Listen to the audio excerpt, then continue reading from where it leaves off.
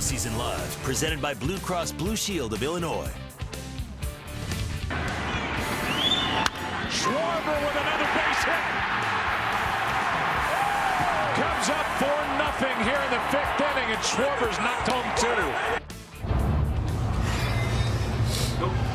All right, Cubs get it done. They do what they have to do. They had to split in Cleveland and steal home field advantage.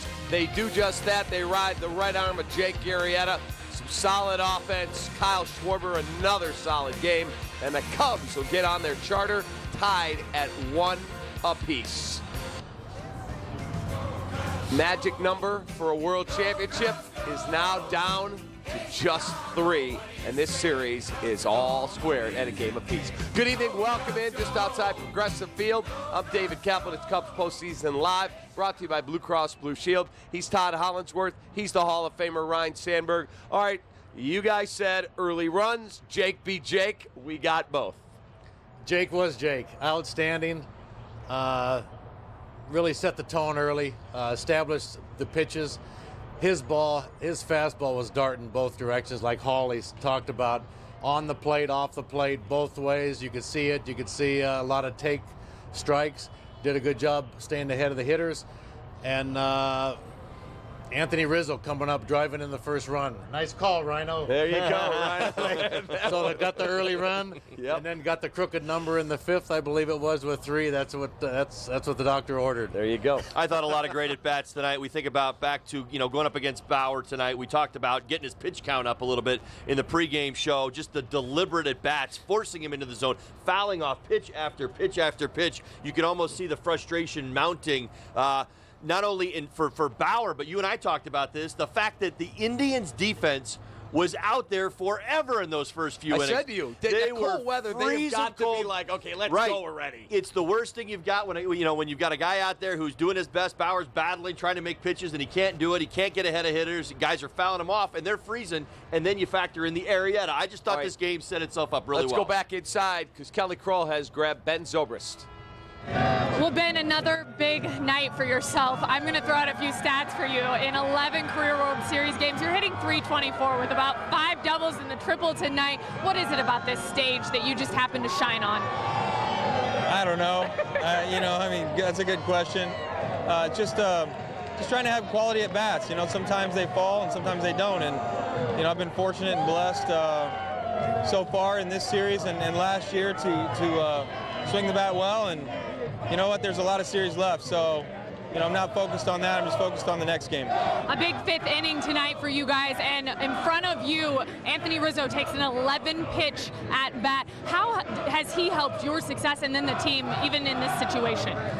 He's just such a key to our lineup. Every time, they don't, I feel like I'm hitting in between Riz and Schwarber. It's just kind of like one of the best spots to be in. There's just a lot of pressure on the pitchers with those two guys. So for me, I tend to get some balls over the plate, and when Riz has a good long at bat, takes some tough pitches right there, it's tough on the pitcher. And for me, it gives me a good shot. I see a lot of pitches there on deck, and then it gives me a good shot when I get to the plate.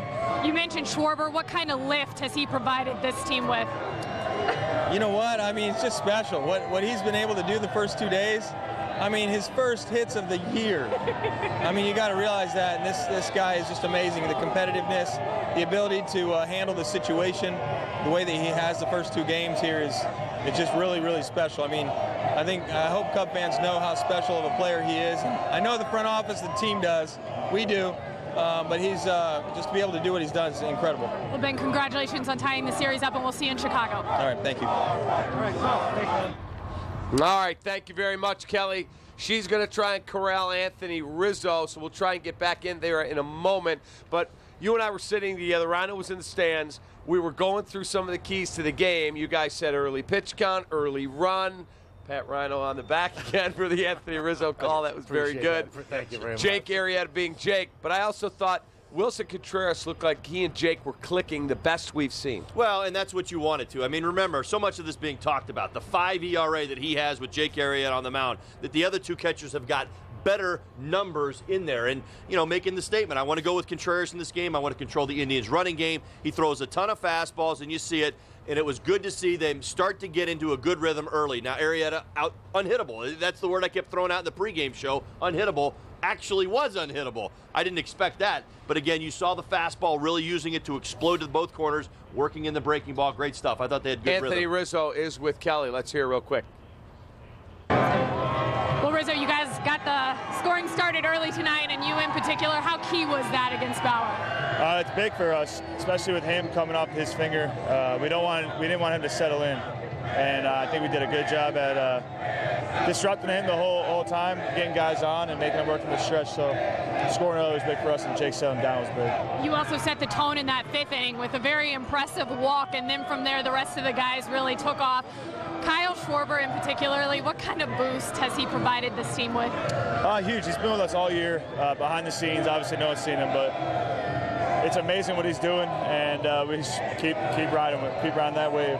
We're listening to the crowd right now here in Cleveland, mind you, chant your name.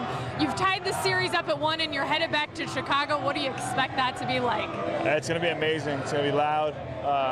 We'll be ready. We got Hendricks on the mound, who's really likes pitching at home. So the fans here are amazing, hearing them. On the road in the World Series, you don't get that a lot, and Chicago is really showing up. Anthony, thank you so much. Congratulations. Appreciate it. Gives up the run. Stand by, guys. I don't know. It's weird. All right, thank you very much, Kelly, and she'll be getting us more interviews. Rhino, we talked about Trevor Bauer being a little wild. His fastball was all over the place, and it never set up his breaking ball. It was. He was pitching behind in the count, and that put the Cubs hitters in hitters' counts, I think, resulting in some good swings, good contact, early runs, crooked number in the 5th inning. I think that all played to the Cubs' favor. But I really like the approach. The Cubs were waiting. They saw that was happening, so they were just waiting back, waiting for the 3-1 counts, the 3-0 green light to Schwarber. Here's a guy that's in the DH spot. There's 2 outs, and with the men on base, give him the green light. He's up there to hit. He's not up there to walk. Correct. So the green light, great swing, and just stayed within himself. Sharp base hit up the middle, RBI.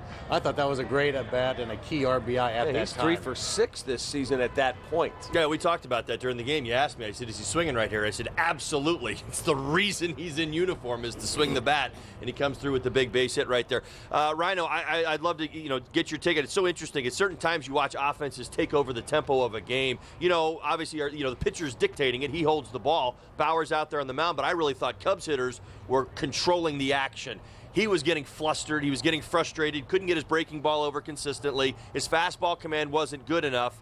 And when he was in the zone, Cubs hitters were doing a fantastic job fighting him, battling him. I mean, again, it wasn't hit after hit after hit, but again, it was driving that pitch count up, 29 in the first, a bunch more in the second, and you could see the frustration in Bauer's face. I mean, I thought back to the one big double play he got. I think it was in the 3rd inning, and then Addison Russell, actually right before he came out of the ball game, gets the big double play. It was the Soler double play. And the Soler double play followed by the Addison Russell base hit right on the next pitch. Right. I mean, it kind of summed up everything. Couple moments where he made a couple good pitches, but that pitch count was just way too high to keep him in the ballgame. It was, and there's some credit there to the hitters recognizing that, not fishing out of the zone, not going for early breaking balls that weren't strikes, getting the pitch count up.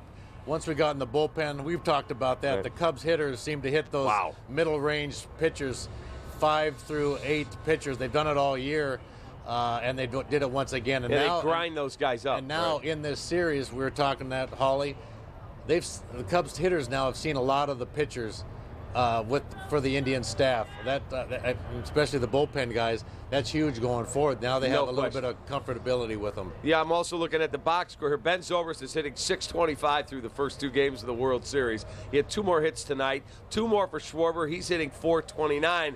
Everybody else is in the 100s or 200s, but those 2 key guys in the 4 or 5 have been monsters. Well, Zobrist, like I said before yesterday's game, he's been here before. He was in the World Series a year ago. He's a veteran guy, being comfortable, having good, solid at-bats, line drives, hard grounders, and I think that reflects over to the younger players, but he's setting the tone right now. All right, here's our Ameristar Casino Resort pitching recap. Not a good night for Trevor Bauer. He was knocked out with a very elevated pitch count, but a really good night for Jake Arrieta, who had a no-hitter for quite a while. He just got that one inning, I think it was at the first or the second, he walked 2 guys, and you're like, all right, let's go. Come on, get back to your being Jake. But then they couldn't touch him. It's sometimes unexplainable, honestly. When you watch Jake, I mean, as I said to you, very hard to peg when that moment seems to happen where he loses it a little bit. You'll see 4 or 5 or sometimes even 6 balls in a row after, just dominating a couple hitters. I mean, it's amazing to me how you see him go through it. I don't know how to peg it. I don't know how to explain it. I'm sure Jake would have a hard time telling you, why it happens in those spots. But the bottom line is this, is the end result. The end result is in a fantastic start in a huge game, maybe the biggest game for Jake this season. He comes through aces tonight. Basically unhittable for the first 5+ innings of this ball game while the Cubs offense settles in, starts to roll. I mean, it was almost a bit of a perfect win tonight when you talk about getting into the Cleveland Indians bullpen, what Jake Arrieta did tonight, the at-bats for some of the hitters that you're talking about. Think about this. I mean, we're not even clicking on all cylinders. We left 13 guys on base tonight. I was just about to say, 13 base runners left. And could have blown this game open. And this game felt like it was the Cubs from the first pitch on. Also, rough night for Jason Kipnis. He fumbled the ball at second on a flip by Lindor, who made a heck of a stop. And then he had the routine ground ball that turned into a huge fumble. Picked it up, dropped it again. Boom, Contreras beats it out. Good starting pitching for the Cubs. Early runs, puts pressure on the defense. That's what that's all about. And now there's pressures on the Indians, and especially now 1-1 going to Chicago. They'll be thinking about that a little bit. But I think some of those plays that you see, that's because the Cubs are ahead. They got the runs on the board, and they got a guy out there throwing strikes and pounding the zone. All right, so you were a second baseman, the elite, maybe the best ever. You're right in that team photo, the best guys ever at that position. If you're behind a guy, Steve Traxel was a slow worker. But if you're behind a guy who's a slow worker and the fastball's there and walk this guy walk that guy, are you not as sharp mentally? Absolutely, Cap. You don't know when the ball's going to be hit. A guy spraying around the ball around the strike zone, not quite hitting the mitt. How does an infielder or the outfielder get a jump on the ball where the target's here and the pitch is here and here's a ball hit? The guys aren't ready. You get tired of getting ready, man. I mean, that's just it. Because you're right. I mean, you have your pre-pitch preparation that you do, the way that you get ready or the way that you get down. And it's over and over and over again, and nothing is happening. There's no breaks to the corner. There's no breaks to the right. I mean, you're following foul balls, but still no action. It absolutely wears you down. And on a night like tonight when it's this cold out, it makes you mad at your pitcher.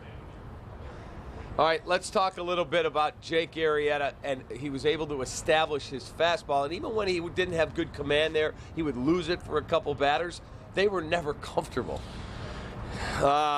What do we call it? Selectively, no, aggressively. I'm thinking of the right way to describe it. I think fastballs dart in both directions. I mean, it was, but I mean, he's wild in a good way. I mean, I broke down one pitch for you. Remember, there was selectively wild. Selectively, we had something like that. I got to think this one through. It's a little late and I'm cold, but I mean, the bottom line is this. You watch Contreras set up on the outside corner, and he misses back across the plate, but the high corner but in the strike zone. Remember the strikeout that he got?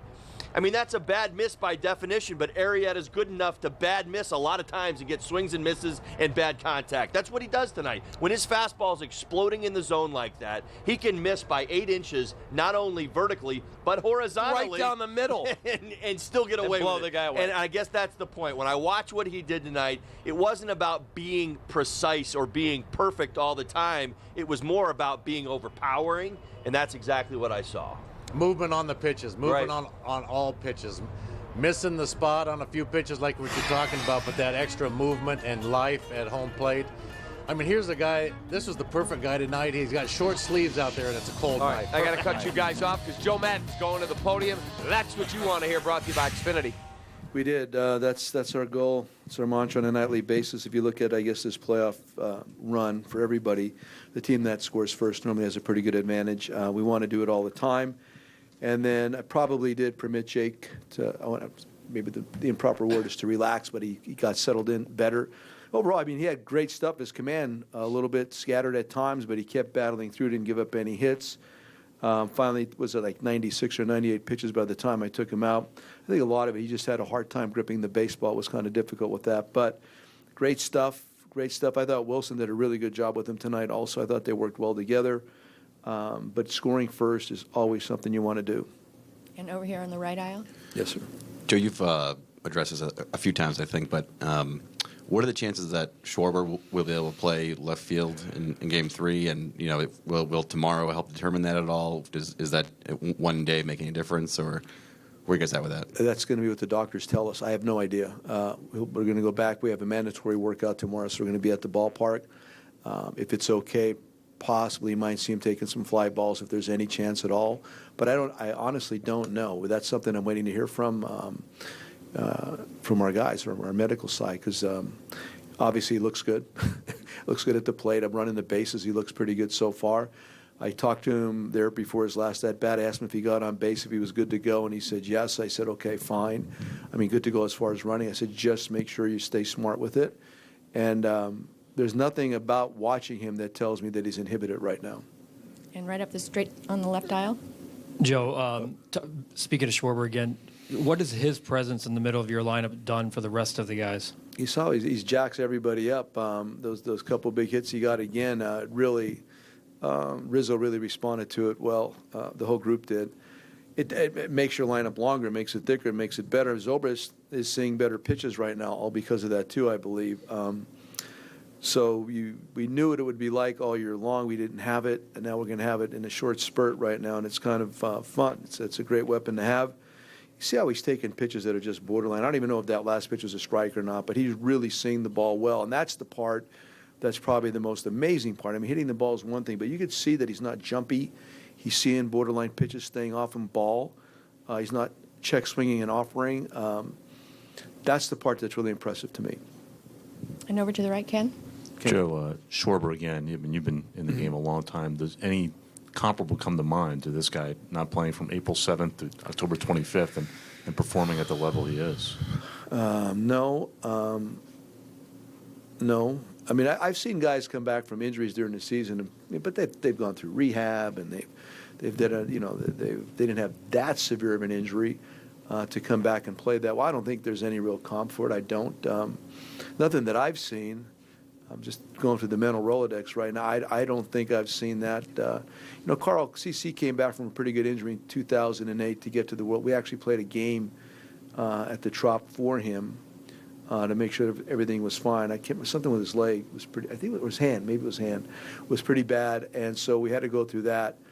But to blow up your knee, and then to come back, that really speaks to the surgeon too, the doctor. I mean, that's quite a job that this guy did to get him back on his feet, and then the rehab part of it. I mean, I get to watch it all the time because our clubhouse permits it. He's insatiable with his work. He just is, and our training staff has done a great job. So there's a lot of people that have helped this cause, but he's a different cat. He absolutely is. And over here to the left? Joe, you had 6 players tonight under 25. How easy is it to forget that they're that young and maybe take them for granted with how good they are? Yeah, there might be moments in the game, particularly at the plate, where you see it. They might get a little bit out of control on occasion at the plate. But in the field, they've been outstanding, whether it's Javi. And I thought Wilson made some really pertinent trips to the mound today. Really well-timed, good trips to discuss strategy with the pitcher. I was really impressed with that. You're right. I don't really think about these guys are that young. Addison really swung the bat well again tonight, up and down. I don't focus on that. I mean, when before the game I heard that, and of course I realized that. But game in progress, you're so able to speak with them, and if you need to make any adjustments, they can hear you. They can slow it down to the point where they can hear you. So again, this is 2016 moving forward. As they've gained this experience from this season and a World Series experience, they're going to keep getting better. These kids are going to get better. They're scratching the surface of how good they can be. And over here to the left again, Richard. Joe, this is when you're at your best, grinding out long at bats, getting on bases other than hits. And that's yeah. And the other thing I wanted to ask you about is a World Series game in Wrigley Field. What do you think it's going to be like? Well, the at-bats, I mean, we got, was it 3 2/3 when we got Bauer out of there with 87 pitches? That always concerns me because we only had 2 runs at the time. We've done that often this year. We left a lot of guys on base, and I don't want to stand here and moan or groan about anything, but we see pitches, we grind out at-bats. The one thing that would really get us over the top the rest of this series as we do that, finish it off, score a couple runs there to make it somewhat easier in the latter part of the game. But we've done that often this year. That's what we do. We see pitches, even like last night. Like I said, I think we saw 151 pitches last night. Normally, when you see 151 pitches, you score several runs. You don't get shut out.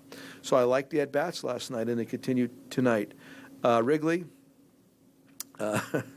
it's going to be, it's always good. It's always crazy good. But I'd have to imagine a little bit more than that, especially coming back at 1-1. I think the folks would be jacked up about the win tonight.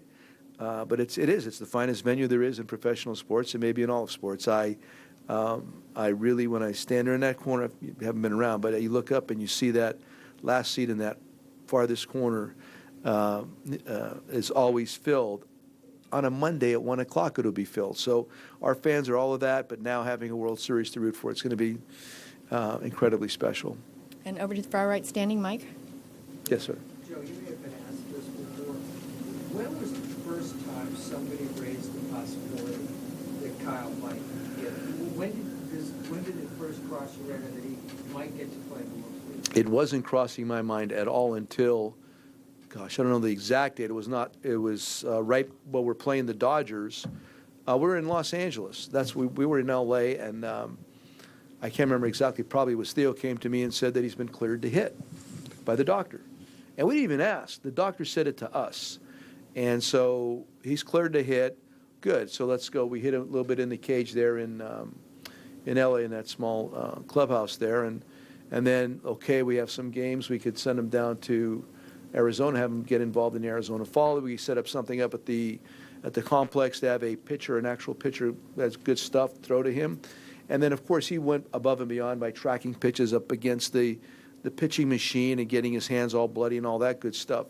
So, I don't know, there might have been a week ago, something like that. Maybe it wasn't more than a week to 10 days at the most.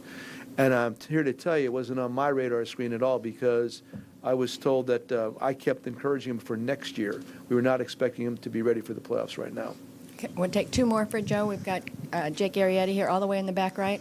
Joe, the Cleveland hitters did a lot of stepping out of the box and calling time. Yeah. What was your thoughts on that? Well, that's just gamesmanship. I mean, when you do a scouting report, everybody's going to attempt to try to do something to disrupt the flow. Hitting is timing, pitching is the upsetting of timing, and it's almost working in reverse where they're trying to upset the pitcher's timing. I have no problem with it. I mean, I don't even see it half the time.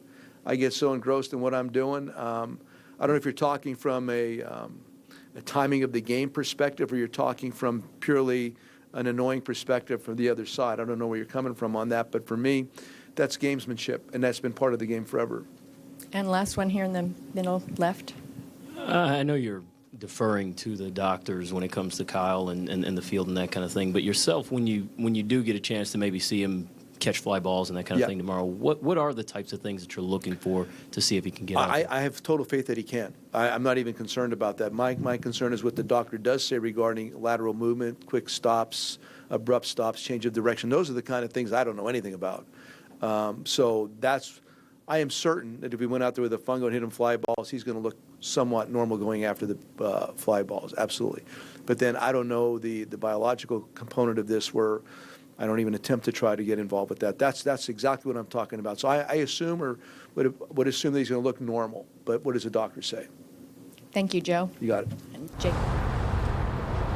All right, there you go. In its entirety, Joe Maddon right here on CSN. Here's our poll question. Who's your MVP tonight? Go to csnchicago.com/vote. No special app, no cost to you. You'll see the results as they tabulate right on your screen. Jake Arrieta, Ben Zobrist, Anthony Rizzo, or Kyle Schwarber. What say you, Mr. Sandberg? I think the game starts with starting pitching, so I give the nod to Arrieta. I thought he was outstanding.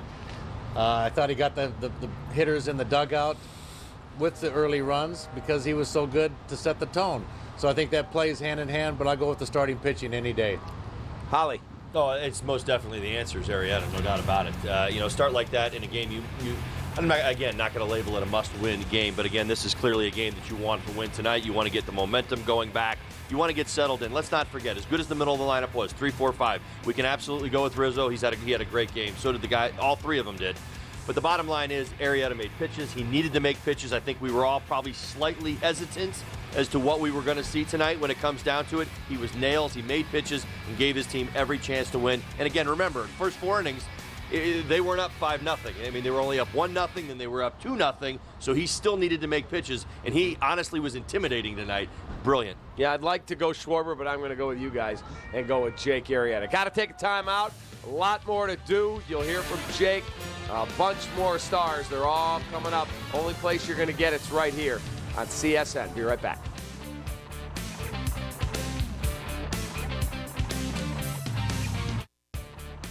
Cubs Postgame Live is presented by Blue Cross Blue Shield of Illinois.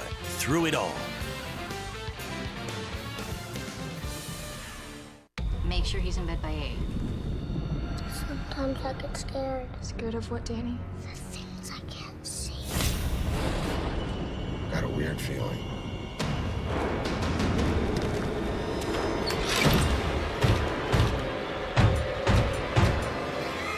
Almost forgot. In case anything happens. Dad, I got this.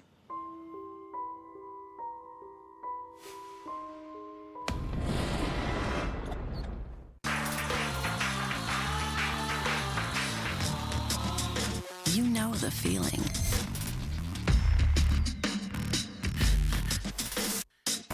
The rush of every roll, every flip, sip, bite, note, and night. You know the feeling. Get it at Ameristar. Your mommy knows where to find great Nissan savings.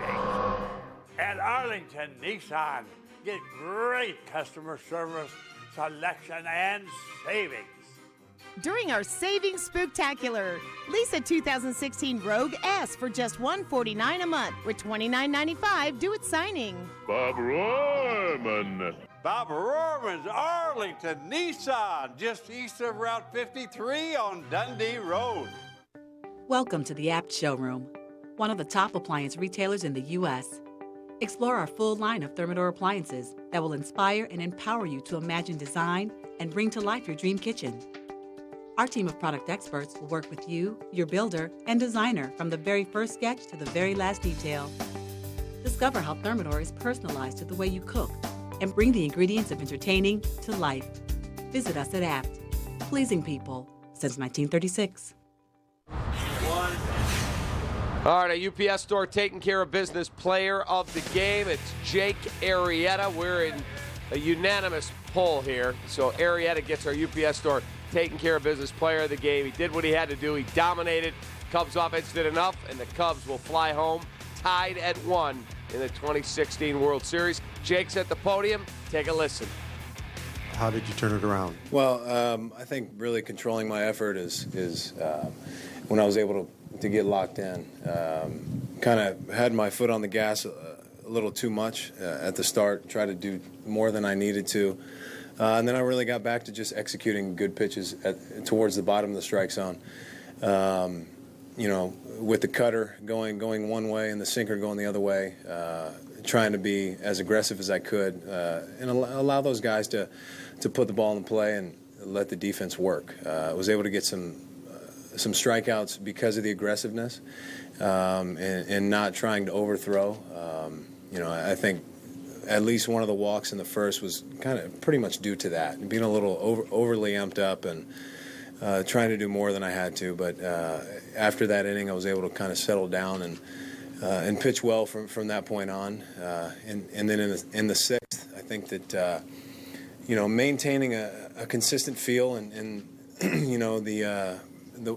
a night like this with the weather the way it was can be tough. So I tried to keep the body warm and ready to go the best I could. But our bullpen came in and did a tremendous job. Mike was excellent, as he has been for us the latter part of the season, and obviously with Chapman coming in, getting 4 outs, to seal the victory for us was really big.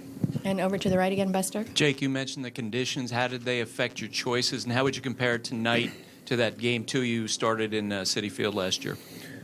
Pretty similar, I would say. I think the temperature was probably close to what it was at Citi Field. I think keeping my hand as warm as I could in between innings to not lose feel in the fingertips, because for a start, or not even just a starting pitcher, but for a pitcher, you want to have that consistent feel off your fingertips, especially on your breaking ball, to maintain consistency. With how you execute those pitches. So.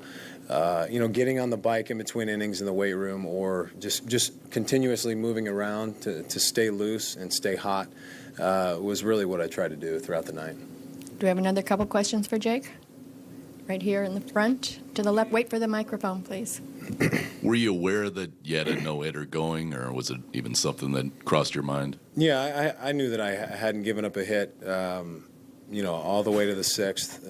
Was through 5 1/3, but that's really not the focus in a game like this. You want to just try and continue to pile up outs as often as you possibly can, and whether they get a hit or not really doesn't affect the way you continue to approach that lineup. And especially with a 5-run lead, I wanted to stay aggressive and continue to allow these guys to put the ball in play on quality pitches in the bottom of the strike zone. So that was a mindset throughout, regardless of whether I gave up a hit or not. And over against the wall on the right. Jake, there are some big personalities on the team, but what's the Schwarber dynamic? He gets a hit, he yells into the dugout. What does it do for the team? Well, you just look at Kyle, and we've all watched him continue to progress throughout his rehab. And you can't say enough about him. I said this a few days ago, but he's in the training room and the weight room for 4-5 hours a day. He's in a constant sweat. He's working extremely hard to even be able to put himself in this position to be on the World Series roster and to contribute the way he has is remarkable. I've never seen anything like it. And I remember hearing Smoltz comment on the broadcast, and this guy played for 20 years, and he said he's never seen anything like it. And for a guy to be able to do something like this, in his second year, is just, I'm kind of speechless. So it just speaks to the character and the work ethic that Kyle provides, and he's been a tremendous boost for us. And is there one last one for Jake? Nope. Okay, we'll let him get back. Thanks guys. Jake. Thank you. All right, here we go. Right. All right, there you go. So Jake Arrieta, who our UPS store taking care of business player of the game, he was magnificent. And the Cubs have evened the World Series at a game apiece. And that game could have been a blowout. They left 13 men in scoring position, but they do enough to win. Rhino, he pitched exceptionally well. He had really good stuff, and he was talking about how difficult the conditions were that he would get on a bike, or he goes, just keep moving to keep the blood flowing. How difficult is that to do what he did, to maintain your grip and be able to navigate as successfully as he did? Difficult, and for some guys more difficult than others. I think he's the guy that's thrived in cold weather. He's in the short sleeves. He has good numbers. He has short sleeves. He might even be Greg Maddon style and have no undershirt.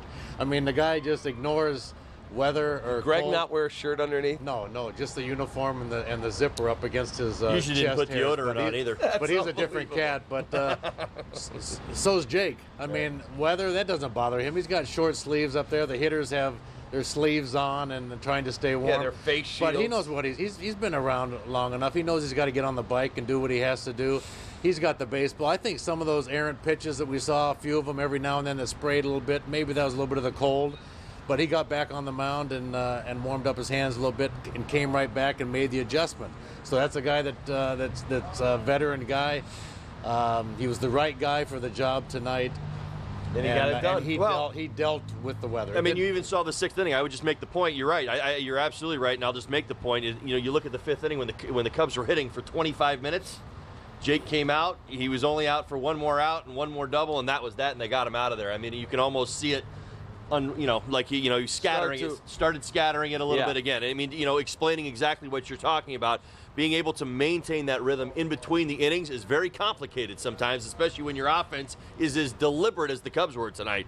It's good, but it's frustrating, I think, in some ways, because he wants to get in and get out in some element of consistency, and that's hard when you're grinding out at bats the way the Cubs were tonight. All right, last one for you. I'll let you go. The Workout tomorrow. I'm sure Joe will have them do very, very little, if anything at all. What would you do on a day off, knowing you played 170-some baseball games? Well, I've seen this team. This team likes to go to the ballpark. I think they want to go to Wrigley Field. It's going to be nice temperatures. They want to get out there because they like being around each other. And to be back home, get out there, get a little sweat up, have a nice dinner, be with their family at night. But I think they like to go to the ballpark. They'll get out there and do some things because they enjoy playing baseball and they love being around each other. So they'll have a workout. Whether it's optional or not, I don't know. But I think all the guys show up and they get a little sweat up after travel. That's sometimes a good thing. And then they'll be ready to go on Friday night. How about for you when you were in the World Series? Day off, did you want to hit or did you want to just sleep? I always wanted to hit. I was definitely I wanted to hit too much, though, so I was not a great example. I was the overworker. I always wanted to go in and hit. You still want to hit, don't you? I do. I mean, I walk by the bat rack and shake it a little bit. I pick them up and look at it. Oh, I am very jealous. Very jealous. I know. I played 35 and over men's league. Yeah. He retired. I called him. I go, hey, you want to play? Yeah, I'm in. There? Yeah. And he hit 2 home runs. Nice. Well, I mean, it's, you do. I think you want to go in there. Some guys will be that way, and I think it really, what Joe does so well is that he manages all the personalities on this team so well. He doesn't make one set of rules for everybody, and I think that's very, very important for everybody to understand. There's been times certain guys show up at a different time than other guys show up, but the players get it, meaning if you want to come in tomorrow and take some hacks and you want to work on something or your swing's not right, and there's a few guys in the lineup that you might point out and say, yeah, they want to get some things right. Other guys are hot. They feel good. They don't need a whole lot of work. He leaves it up to them to kind of police themselves, and I think that's the right way to do it. You travel safe. You got a long drive Appreciate ahead. it, guys. All right, Sounds we'll good, see Rhino. you Friday at Wrigley. Yeah, Wrigley be rocking. It'll be rocking, baby. It'll be rocking, yep. You got it. All right, we got to take a time out. We'll come right back. A lot more to do, more interviews. We've got a lot more things to cover for you. Cubs have even the World Series. It's a game apiece headed back to Wrigley Field. Be right back. The Chicago Cubs are in the World Series, and Wrigleyville Sports is the place for all your official gear. World Series t-shirts, sweatshirts, and the official locker room cap worn by the team. Champagne not included. Pins, flags, collectibles, and toys for Cubs fans of any age. Everything you need to celebrate the Cubs' first pennant since 1945. Visit our store across from Wrigley Field or WrigleyvilleSports.com now.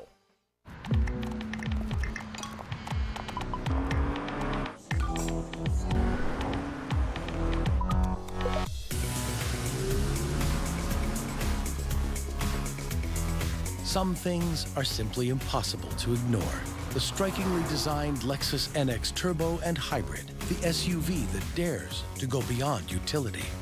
Lease the 2016 NX Turbo with zero due at signing for $429 a month for 36 months. See your Lexus dealer.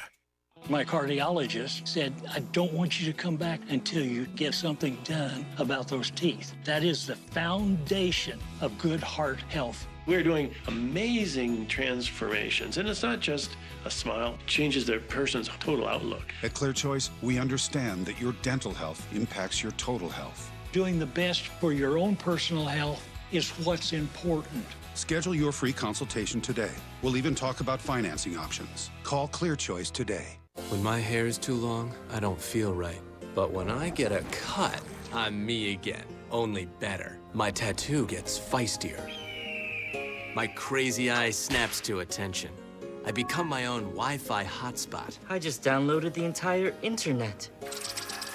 And trust falls? They don't even scare me anymore. That pomade really broke my fall. Get in, get out, back to greatness. Download the online check-in app. Great clips. It's gonna be great.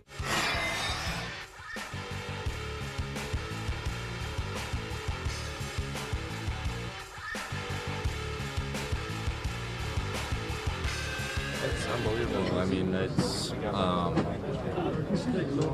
mean, especially too, the swing 3-0 there too. I mean, not many guys have the guts to do that, but I mean, he's definitely provided a nice spark for us, one that we kind of expected. I mean, I bet when we go back to back home, I mean, the fans are really gonna embrace that. So more energy, just another big bat in the lineup, which is huge. So. Chris, you had the first hit of the game. You seemed to set the tone right away.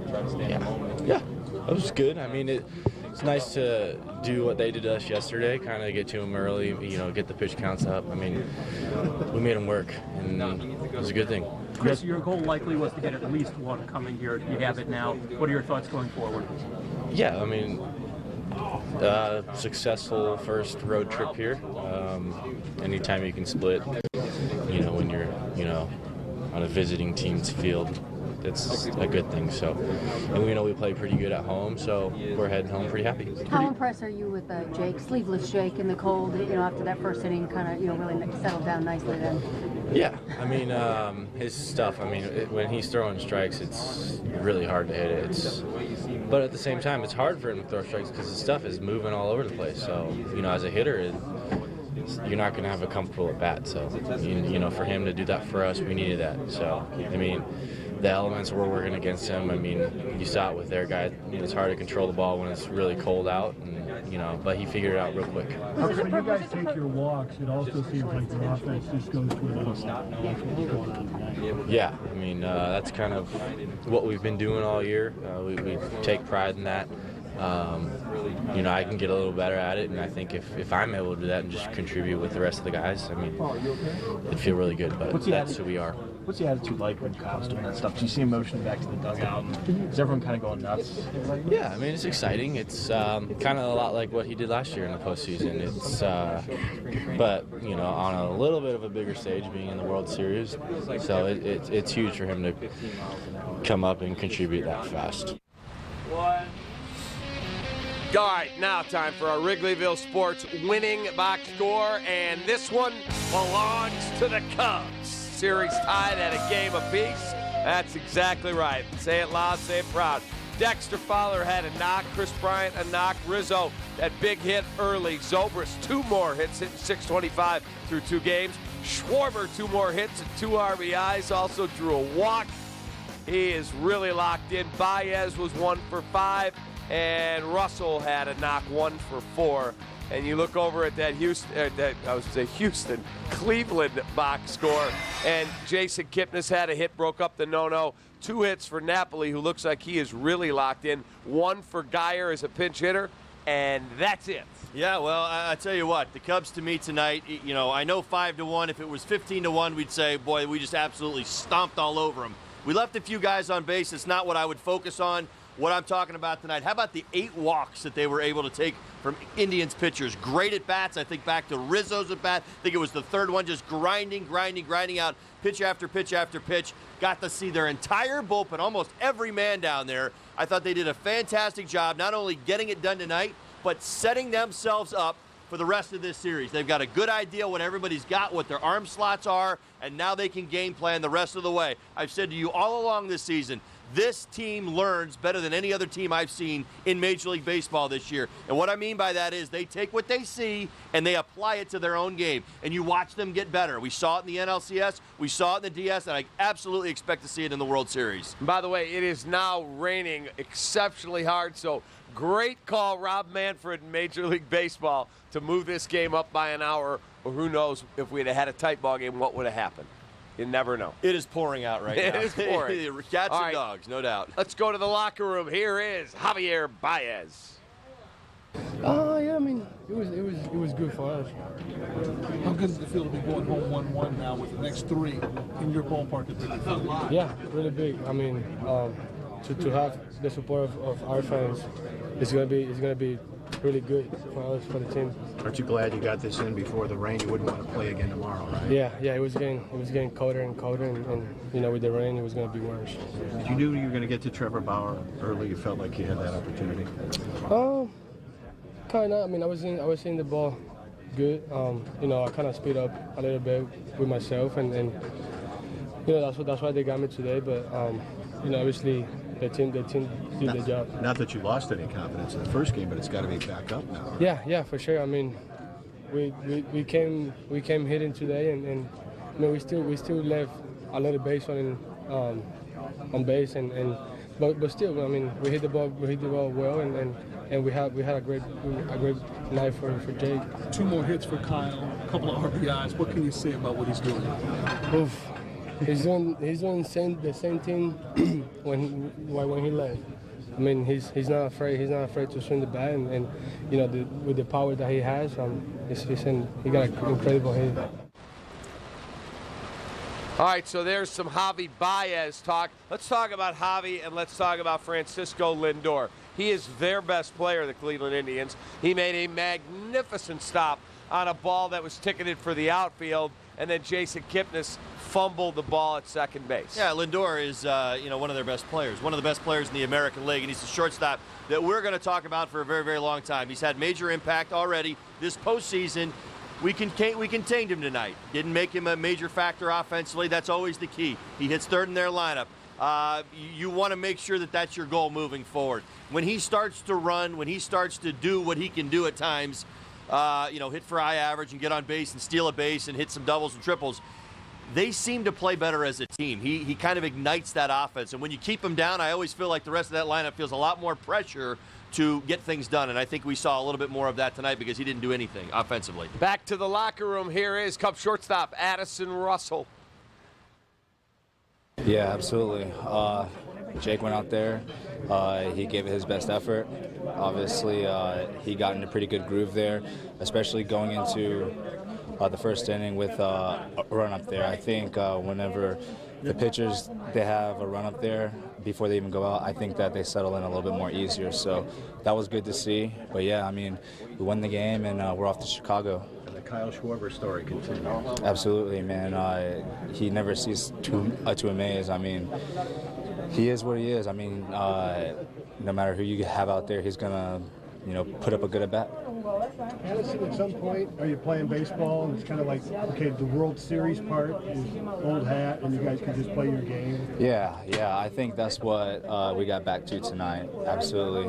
It seemed like we had a lot of team chemistry. It seemed like the moods were very light, happy, and I think that's when we play the best baseball. Addison, you saw how crazy it was at Wrigley last Saturday, so you know firsthand. How crazy do you think it's going to be for these World Series games? It's probably going to be a sellout.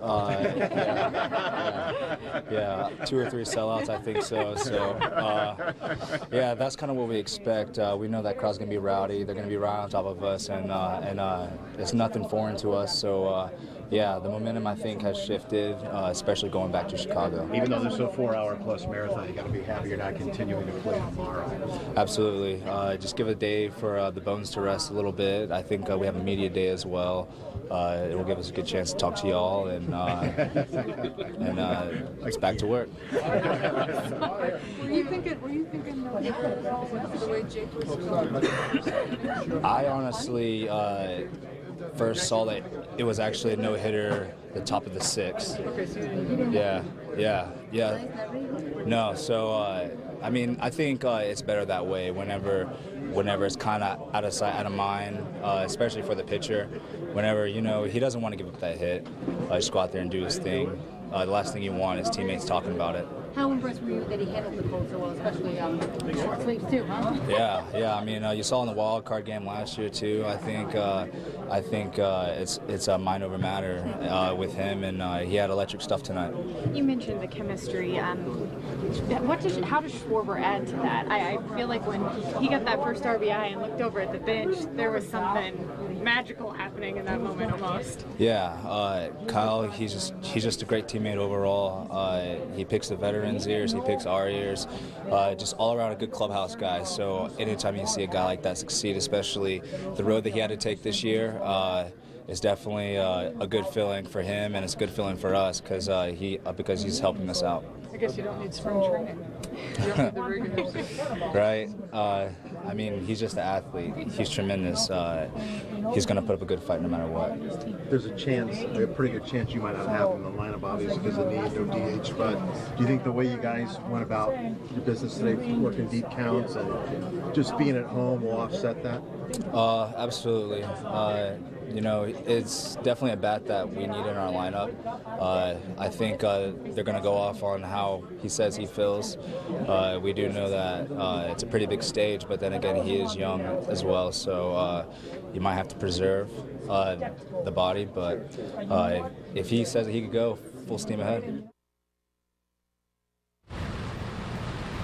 All right, so there is some of the sights and sounds you've been hearing through our postgame from the locker room. We're waiting on Kyle Schwarber. We're going to get back into the locker room for more, but the Cubs are going to board their jet here shortly. We're expecting that motorcade of police motorcycles Watch to out be for the taking spray. They They'll be came cooking. flying out of here last night. Right. They'll be doing it again, heading right to the airport. Get some sleep, get something to eat, get some rest. Get up tomorrow. The weather should be better than it is here in Cleveland, but the wind is supposed to be blowing out from everything I just checked on Weather Channel. That means you better keep the ball down. It means the right guy may be going to Kyle Hendricks. Well, yeah, I mean, certainly I think the right guy in Kyle Hendricks, whether the wind's blowing out or not, is going in Game 3. He has been absolutely outstanding all postseason. He's been outstanding all season long. We saw what he did in the the DS and even the CS. I mean, he's in part what literally got us here. Pitched that game and certainly is dominant as we've seen him all season. I expect him to be even more dominant. Remember, this team hasn't seen him. They've only heard about him. They've only heard about the changeup. They're going to see it now for the first time. And as many strikes as he throws, he is a lethal weapon in this game. With that being said, I cannot say enough the Cubs, how they've set themselves up going into Game 3. Tonight was, in a lot of ways, a perfect win. You got to see their bullpen. You got to use up Bauer. You just really pinned them up against the wall and bullied them. They used Salazar. Right. I mean, you got a glimpse of everybody. You strained them in a way that the Indians have not been strained this postseason. And, when we've said earlier that there was a very specific way that the Indians had to win in order to make this their championship season, you bent them. I mean, you really bent them in half with this game right here by bringing everybody in, doing damage against them, drawing the walks, getting the pitch counts up, getting the visuals down. As I've said time and time again, this team responds to what they know so well, and now they know this Indians team inside and out after 2 games. All right, we got to take a time out. You can still vote on our fan poll question. We're north of 100,000 votes, folks. We would like your thought. Who is the MVP of tonight's Cubs victory that knocks the World Series at a game apiece? You want the best coverage of what's going on in the locker room, Joe and everything else, all the highlights? You keep it locked here at CSN.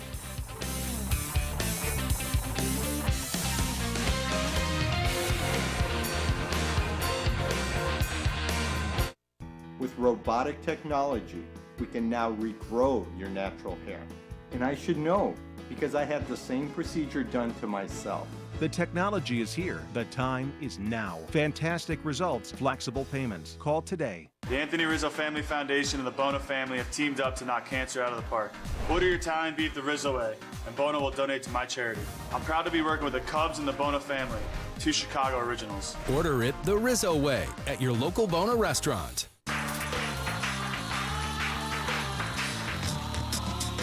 You know the feeling.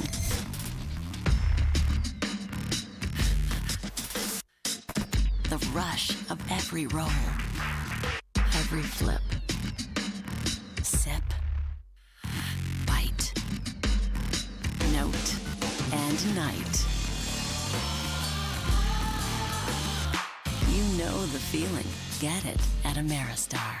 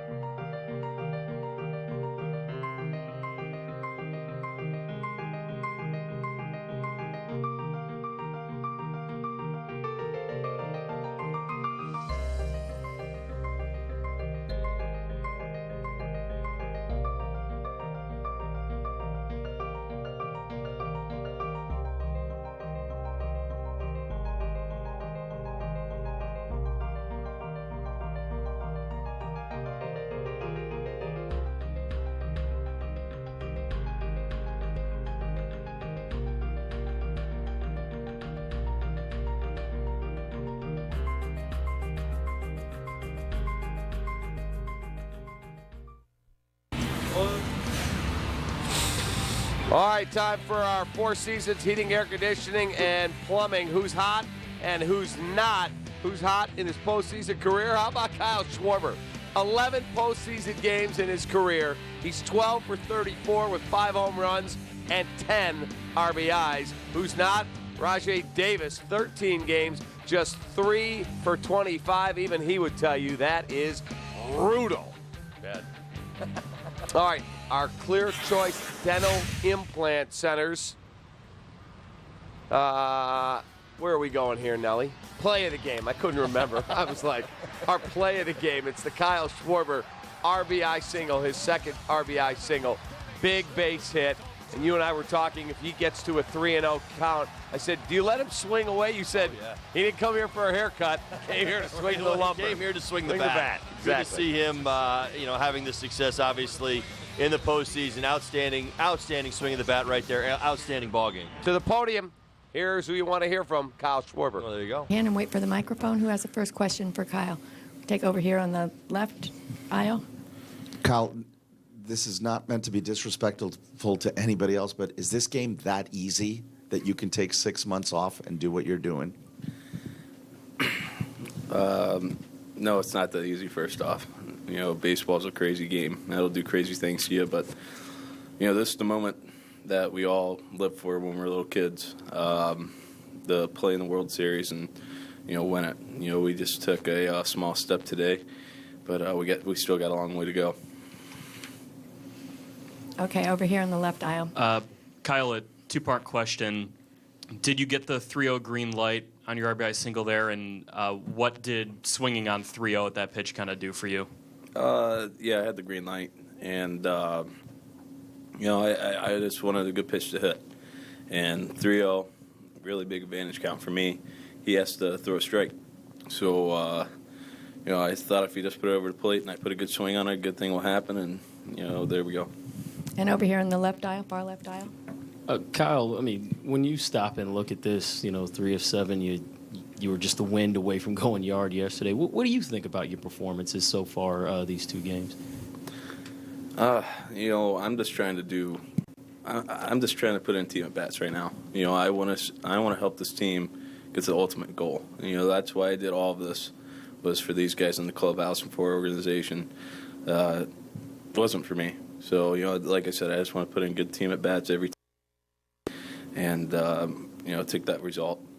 And over on the right aisle, Buster. Kyle, you made your case last week after you got cleared by the doctors to try to play in the World Series.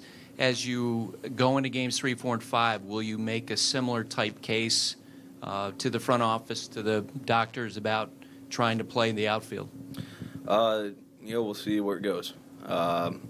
Nothing's set in stone. No one's told me anything. So as of right now, the story's still the same. And again on the right in the center, Tyler. Kyle, when the Cubs drafted you, they were just about ready to kind of make their move into contention, and last year they did. What was it about? What were your impressions of them, and why do you think you and the organization kind of connect as well as you do?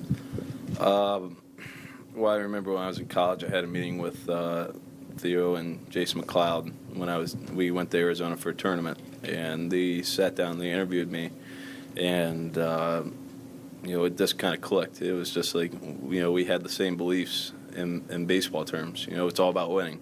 So that's the only thing that matters at the end of the day, is making sure that we get a win and, just go from there. And to the right in the front. Kyle, do you think you're ready physically to play defense? We'll see. I haven't tried it, so we'll take it day by day, like I said. Is your plan to do it tomorrow during the workout to try? I don't know. I don't know yet. And right here in front to the left. Kyle, again, another one of those questions, not to be disrespectful to anyone, but when you struck out that time, then you look back toward the umpire after tracking all those balls in Arizona and getting your at-bats here and in the games down there. Do you feel that locked in and your eye is that good? I'm not perfect. I went back and looked at it. It was paint. It was just, maybe a centimeter off the plate. But, it's a pitcher's pitch. Could have gone anyway. But, he decided to take the pitch aside, which is fine. And on the right aisle? Kyle, I think it was after your first hit, the cameras caught you saying something to your teammates back in the dugout.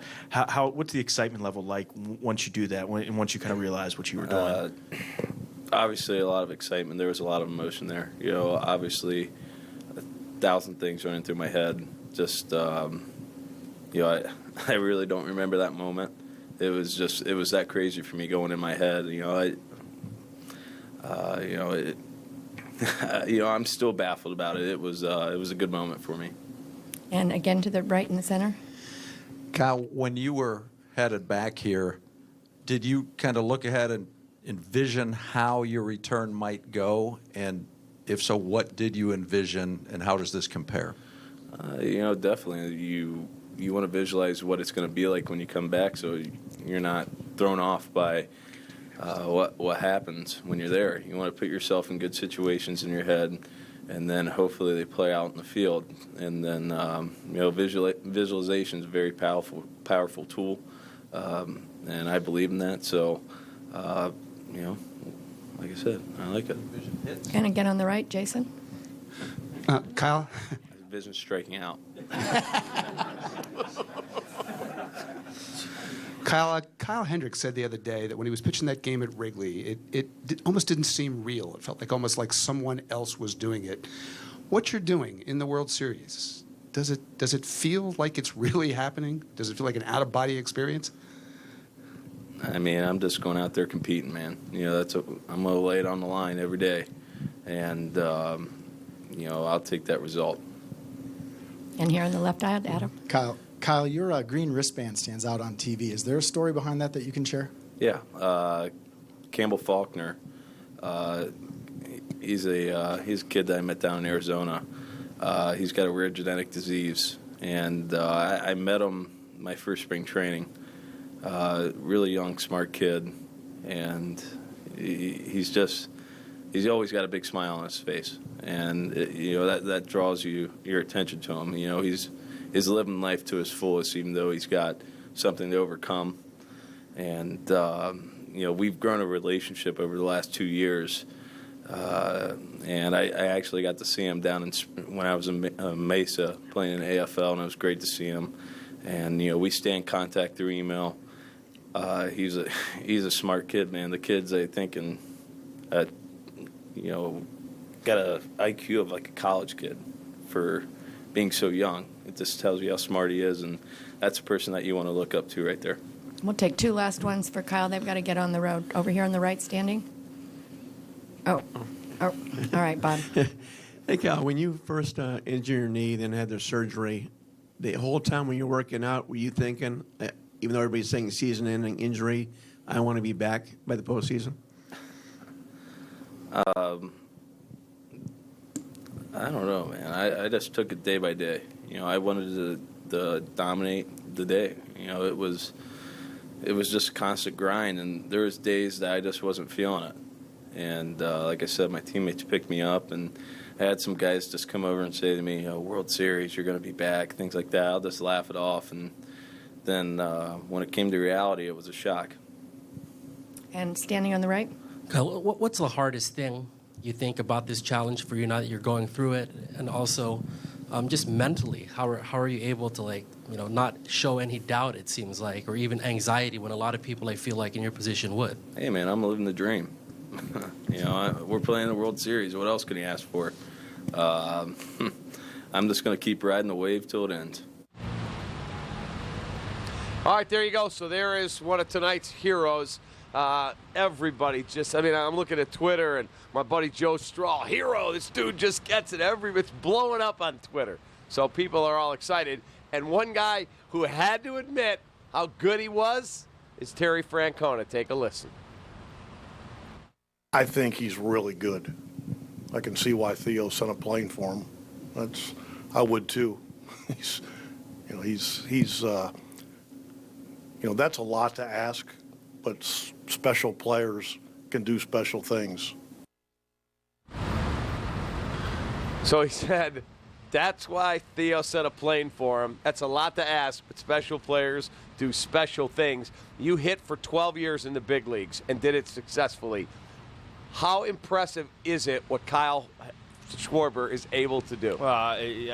Impressed.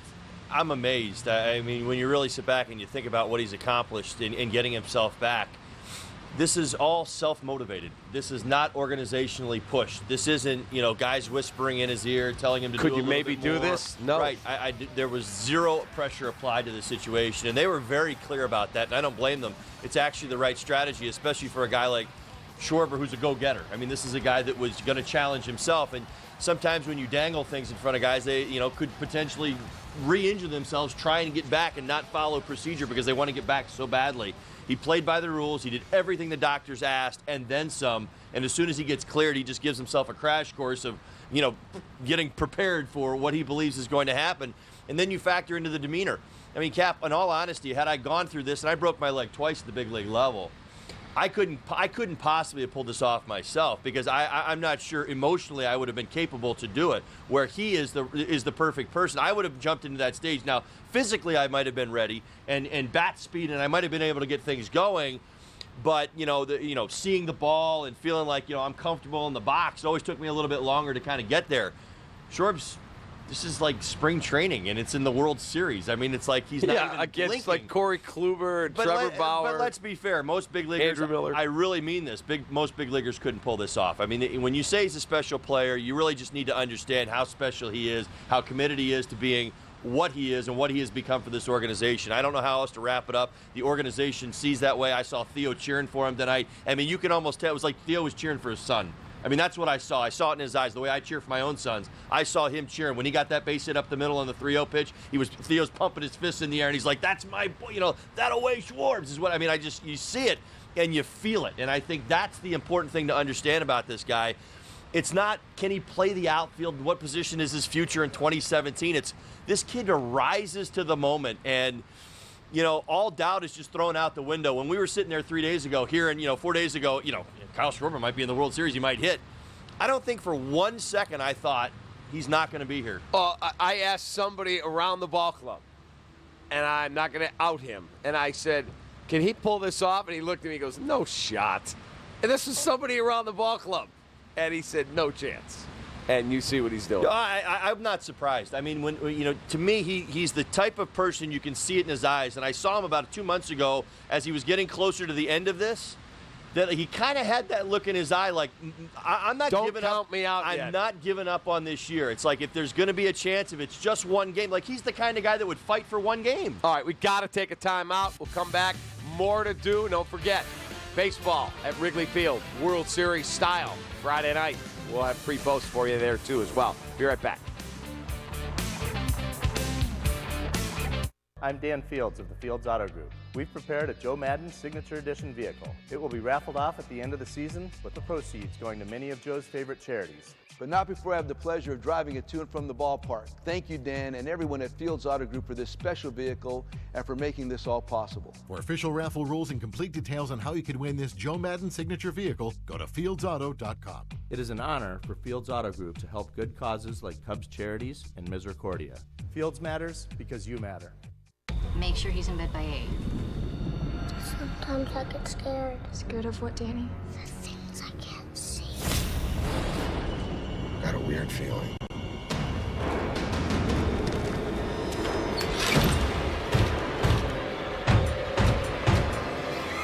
Almost forgot.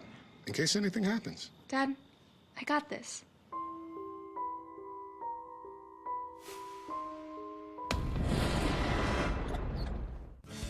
Shabana Creek RV in Atkinson, Illinois. We are the largest motorhome dealer north of Atlanta, Georgia.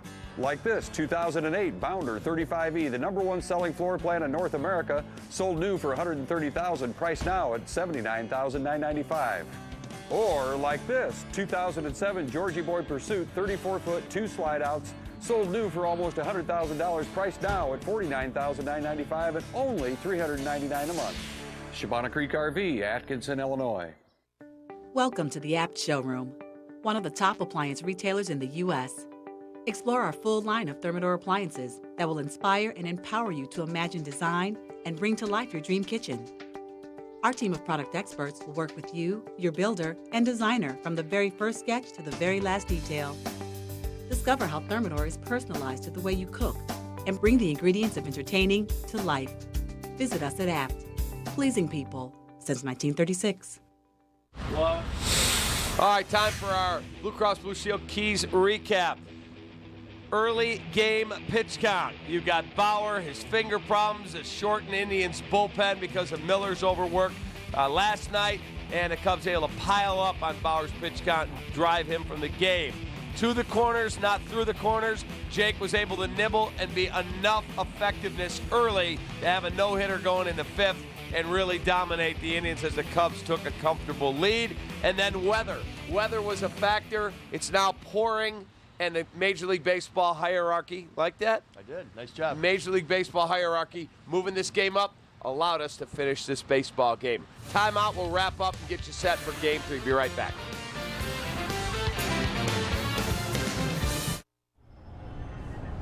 Look at it, lads. New York City. Just doesn't get any better than this. Actually, it does. With Grubhub, you can get the best foods delivered anywhere. Gluten-free pad thai here for Seamus. I am Seamus. Gluten-free? Yeah. Can't even taste the difference. Oh, you gotta lock up that front tire.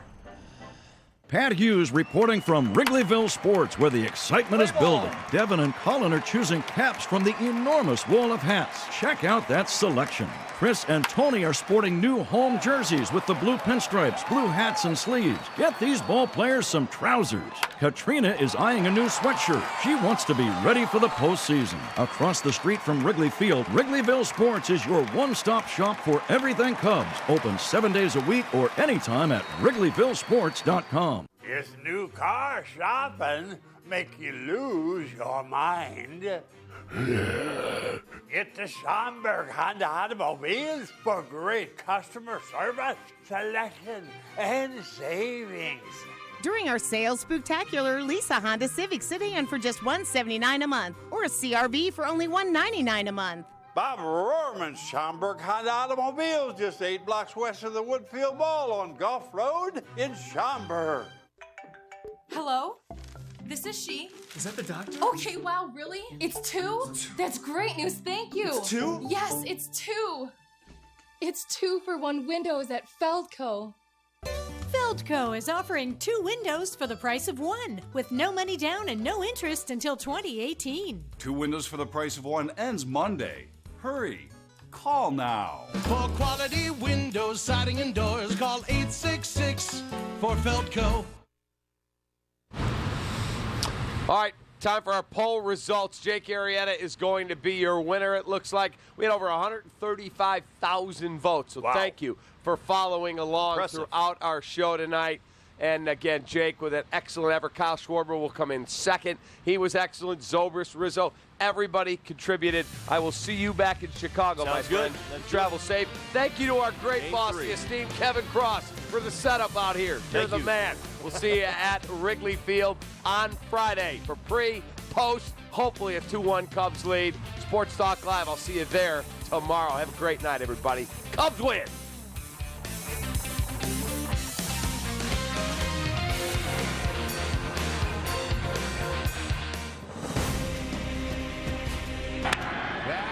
Into right for a base hit. That's down into the right field corner. 1-0 Chicago. It's clicked here in the World Series for Zobrist. Base hit. Here comes Rizzo. Schwarber's delivered 2-0. Schwarber with another base hit. Comes up 4-0. Strikeout ends the inning. Chapman, ground ball to short. Addison Russell. The Cubs have evened the series.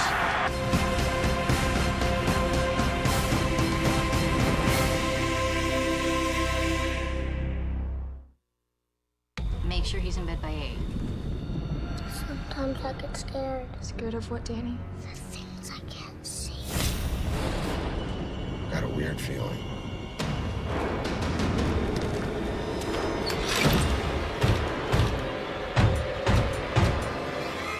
Almost forgot. in case anything happens. Dad, I got this.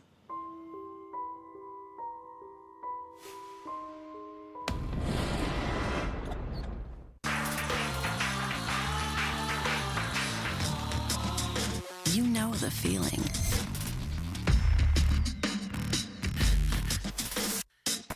The rush of every roll, every flip, sip, bite, note, and night.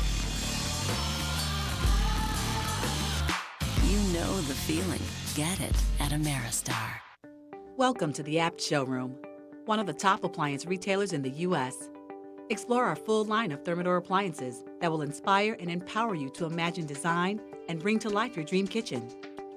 Our team of product experts will work with you, your builder, and designer from the very first sketch to the very last detail. Discover how Thermador is personalized to the way you cook and bring the ingredients of entertaining to life. Visit us at Apt, pleasing people since 1936.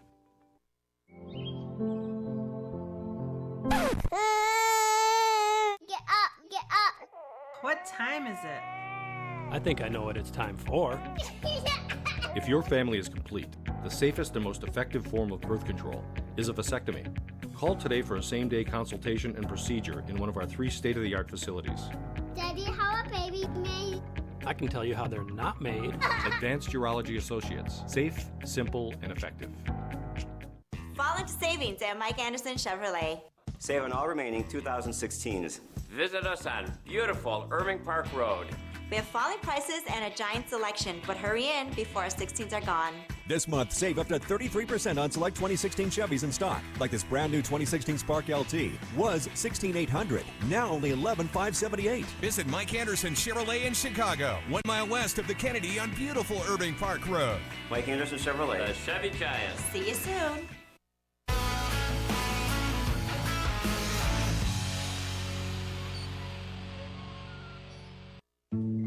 That's a shot and a beer. That's the Hazelton way, shot and a beer. These are legitimate baseball fans.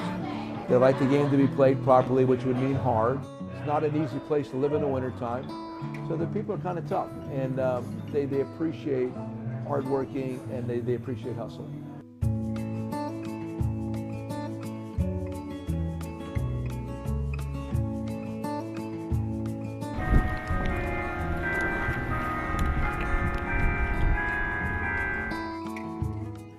This is my hometown. And when I was a kid growing up here, without question, it was the best place for any kid to grow up, without question. Whether you're talking about family, friends, activities, just pure joy. There was no more pure joy for a kid than this town. Came back in 2010 for Christmas, and all this proliferation, there was more Hispanics in town. There was a lot of tension. The people that had been here before, nobody got each other. It works both ways now. Don't just blame the people that have been here, and don't blame the folks that are coming in. Both ways. It was a really bad moment. Town was dark, nothing going on, nothing to do. Kids had nothing to do, and kids were getting in trouble. The goal right now is to get the pendulum to swing back where it had been.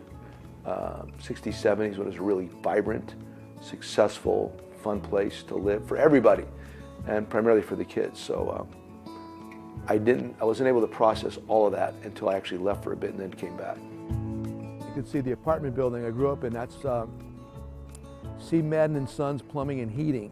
That whole building right there. Down below was the plumbing shop. My original, where I grew up, was in that back right corner.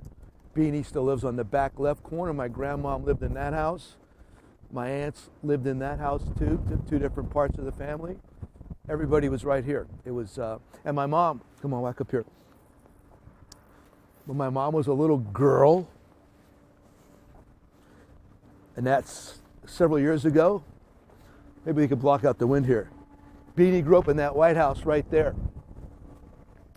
So Beanie grew up there, and she's lived here her whole life. This was C. Maddon and Sons Plumbing and Heating. This is now Jay and my sister Carmine have this consignment furniture shop here and one downtown. This used to be a plumbing shop, and this actually was a laundromat at one time. I used to come down here and clean with my mom the washers at night, and clean up the dryers a little bit too. I guess, what was your dad like? What sort of personality? Real quiet. He's just a quiet, humble man. Hard-working. We're talking to Joe on the way back yesterday. He never took a vacation. I knew him he died in 2002, so I was 48. He never took a vacation. I mean, not once. The whole time I knew him. He'd rather work than take a vacation. He practiced with you every day. He came home from work, I don't care, football, basketball, or baseball season, he would always either play catch, throw batting practice, shoot hoops, or like be there with the football and just set up the tire, whatever, every day. He always felt Joe was going to make it big somehow, some way in MLB. But I know getting to where he is now was not easy. It was tough. There was a lot of work, a lot of sacrifice for his kids. His grandkids, they don't get to see him a lot. We don't get to see him a lot anymore. But when he comes home, he's Joey. He's not Joe, he's Joey. And we have a blast. This is our playground, Alt Miller Playground. This is very vibrant. And these are the mile rocks in front of you. We used to climb these rocks every day as a kid. It was great. I mean, dangerous, absolutely. But you climb them every day, and this is where you played. Now here's the hill. Like this hill, you saw where the high school was. This hill, for 2 days, we'd have to walk down here in the morning and then jog back up at lunch, then walk back down in the afternoon, and then jog back up after practice was over. That is insane. This is where we came to practice football, 22nd Street. And that was an all dirt infield at one time, so they've actually fixed it up a little bit. You see that alley right there? That goes up to my house. And I used to walk from my house down that alley to here, and I'd be walking out of the bullpen in Yankee Stadium to pitch down here. That was what I thought. This is our cemetery. This is Our Lady of Grace. So my dad, my uncles, they're all here. Grandpop, grandmom. Beanie comes here almost daily. And my dad's right down here. And my aunt and uncle right down this one right here. Beanie's here all the time. She had a Ray sticker on it. And she wanted to know if she should take it off. I said, of course not. Dad digs all that stuff. And there's my field. Boom. That's the high school baseball field, but like I said, I see my dad's name when I see it, and that makes me. When they wanted to do it, I mean, now, of course, that's not my thing, but I get it. I understand. This is West Haven, and these were our arch rivals, and it was wonderful. The fact that you had that great of a rivalry, I mean, really legitimate. The Thanksgiving football game, man, it was nasty. It was fabulous. No more. No more. No more. It's like self-destructive behavior when you subtract those kind of traditional events from a community. It's true. It's just true. There's just nothing. There's not that to look forward to anymore. Because I promise you, if it was still there, I probably would come up here for Thanksgiving if they were still playing that game. It just all of a sudden felt bad. It was gradually, I guess I'd say from maybe 2000 to 2010 is probably when I started subtly noticing a change and then abruptly noticing a change. One of the first impressions I got was that when he speaks to people, he was genuinely engaged in the conversation. And you can tell that he came from a place like Hazleton, very close-knit, very family-oriented. Okay, this is Alter Street. This is down that end of Alter Street. We could do a quick drive-by. There's been a lot of problems, drug-related problems on this street down that end, which is really unfortunate. This street was always, this is a part of my parish where I grew up in Our Lady of Grace, and it's a shame that it's run into so much problem. Okay, this is Bunny's, I still call Bunny's cool. Bunny's Lounge, that was big also. Bunny's had big, really great steak and cheese hoagies in there too. This was Trovich's Bakery. I used to buy a loaf of bread there. Okay, Okay, and this is the Corner Cafe. That was outstanding. And then here's Bellhop's, right here. Cassettes, right there. Smoking is permitted, of course it is. There's our church. That's our school. Look, it's for sale. Look at that. Wow. Okay, the day John F. Kennedy was shot, we had to line up right there on that sidewalk. And that's what I remember whenever you talk about Kennedy, standing right about there is where I remember, and walked into church to pray for him. I'm sure this is where Jay and Carmine, my sister, have a place right over here. Right there. That tall building, right there, which is the shop 2 in the front. That's our building. We bought that a couple years ago. That building cost $100,000. That's all we paid for that.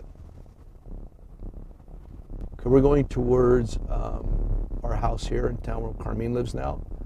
Jay and I bought it 2003 or 2004.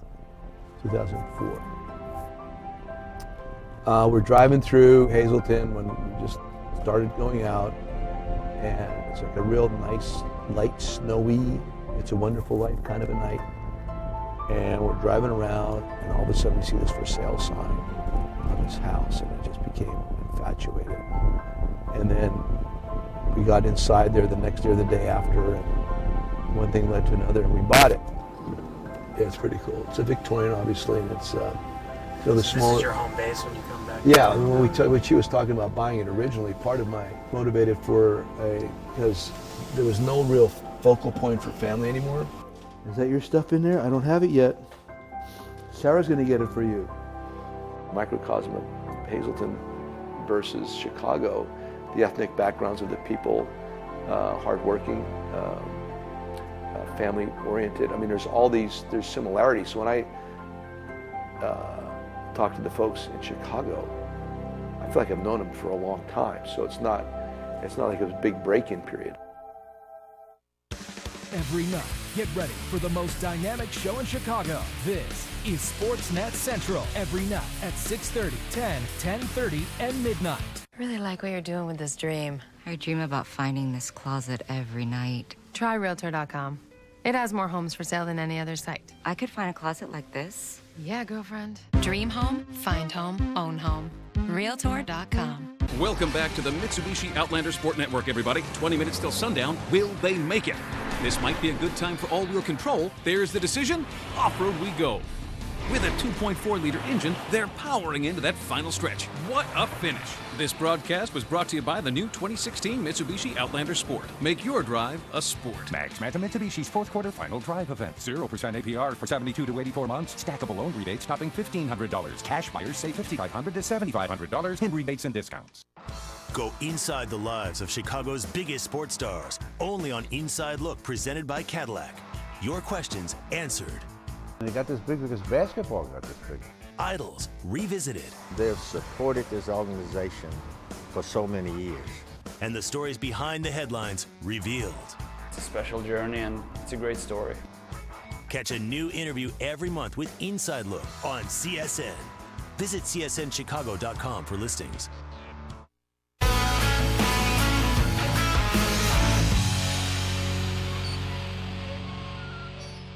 My job is to do what I've done, and that's to be the manager of the Cubs first. I got to do that. If I don't do that well, then all this stuff doesn't gain the traction that it needs.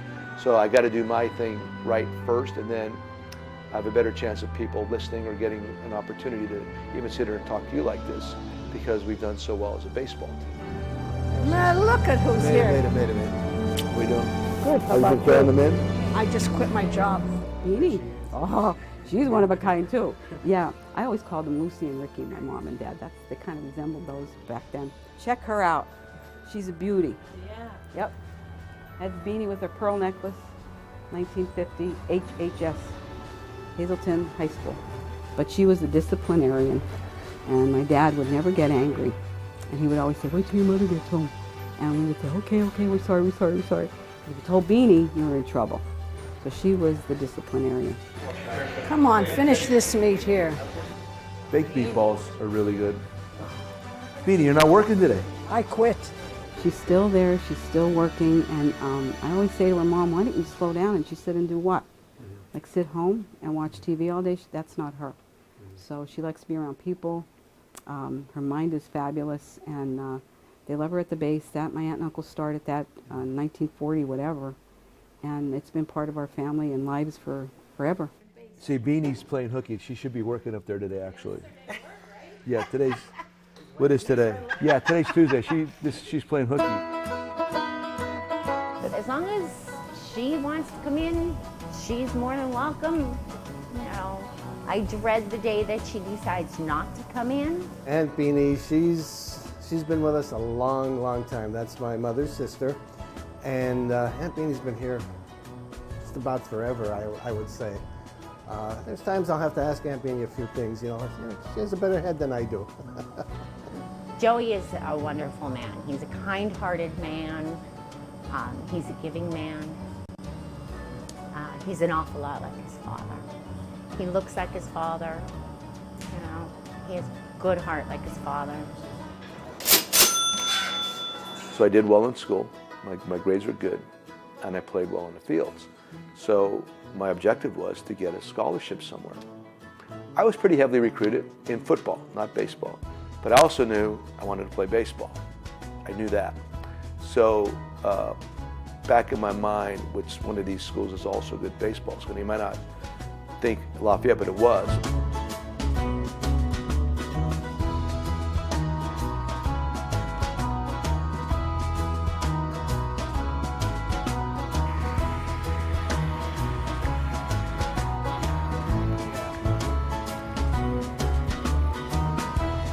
Listen, don't ever take out the kids that are watching. Don't do what I did ever. Just do the right things. I got a letter in the wintertime from the Angels that I've been released. 78 as a player. Horrible feeling. So, I mean, I'm not a college graduate. I'm hanging out in Salinas, California. I thought it was pretty good. And I get this letter, I'm being released. My immediate thought was, if I ever get a chance to put a uniform on again, you're gonna have to pull it off me kicking and screaming.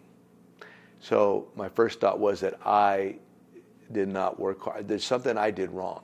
The next year, 79, I got a chance to work for two independent teams, Bakersfield and Santa Clara. Santa Clara, you wanna know? I mean, my room was a closet, I'm not lying. I was living in a closet. And I'm commuting from Salinas to Santa Clara to play in August.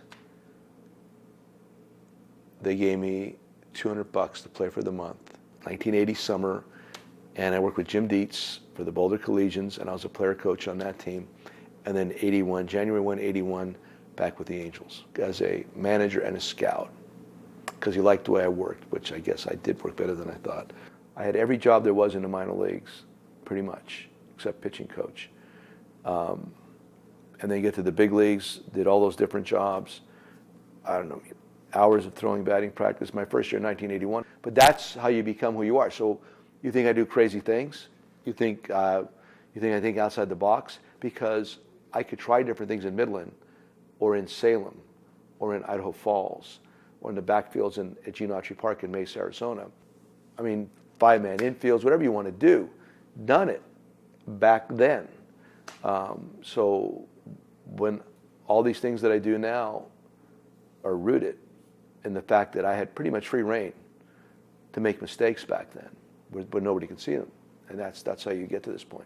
Obviously the Angels valued you, but were there many times like that when you said, I should be on the big league staff, or I should be that manager? How do you? I never thought I should be the manager. I thought I should be on the big league staff. I always thought that because I never played there, I needed a certain amount of time as a major league coach to understand what this is like here to become a major league manager. So I knew I needed to go through that step. So the point was that I'd been passed over as a coach for the major league team, and I'm still the minor league coordinator and roving hitting instructor and catching instructor. So I'm playing in Midland, man, and I'm like bummed out. I'm like, I'm just not good. And so I get on that plane that day, and I get the middle seat. I don't want to talk to anybody. Lady sits here next to me at the window, America West Airlines, flying to Midland. And I don't know why, she wanted to talk, and I didn't want to talk, but she wanted to talk. And we're just going all of a sudden, we're just chattering, whatever it was. And all of a sudden she said that. She said, remember one thing, whatever you put out there comes back to you. And I had my head down, whatever, and I said, what? Because it hit me. And so she repeated it. And this is no lie. I got off the plane in Midland, went to the ballpark that day with an entirely different attitude. I was back to normal because she was right. So I'm putting out all this negative vibes, I'm putting out all this negative energy. Why would I expect anything positive coming back to me? I always thought I'd be a big league manager. I always did. I never lost hope at that. I didn't know where, when, or how. But I always thought, too, that I'd like to start out with an expansion club. Only because I thought then you could build. You could do, just like I said in 1984, then you could really impact or impart. So I really thought the Devil Rays were they were in existence, I think, about almost 9 or 10 years at that point. I still felt like they were an expansion club. There was no success. They had not won. Out of all the ones I interviewed for, the only one that would have been disappointed if I did not get would have been the Rays job, because I knew it was perfect for me.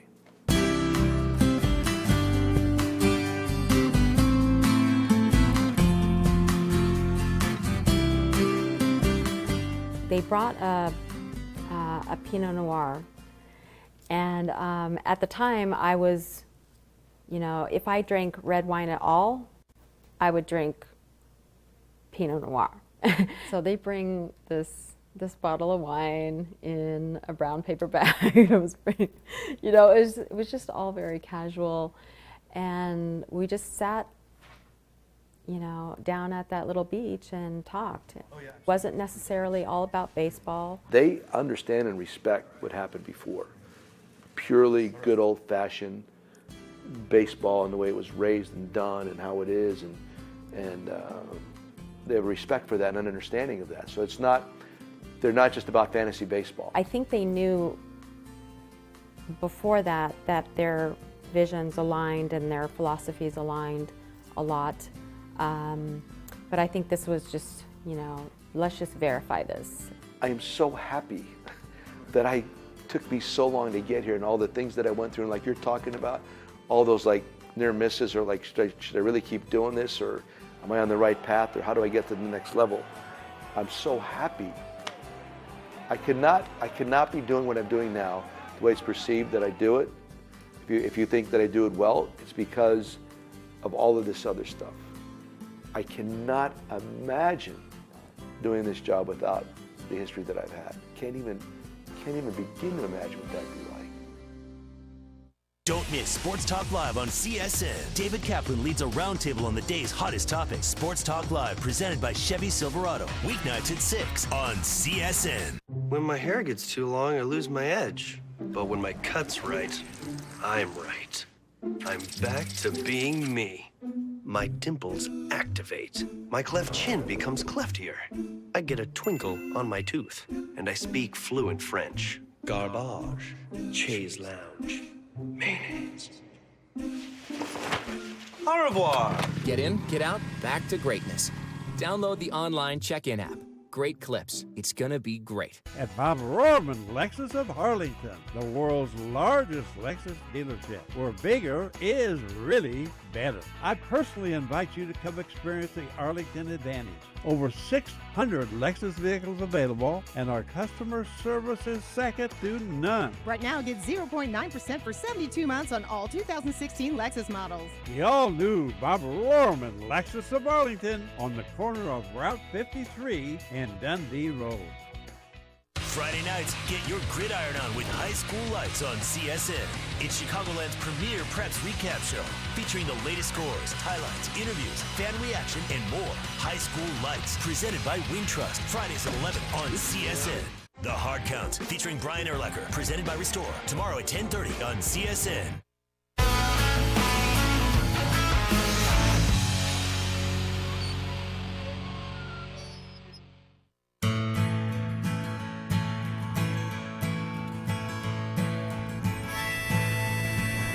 Joe was really upset coming back here, about 5 years ago. It was very bleak and dark, and he'd never seen his hometown like that before. I was really upset.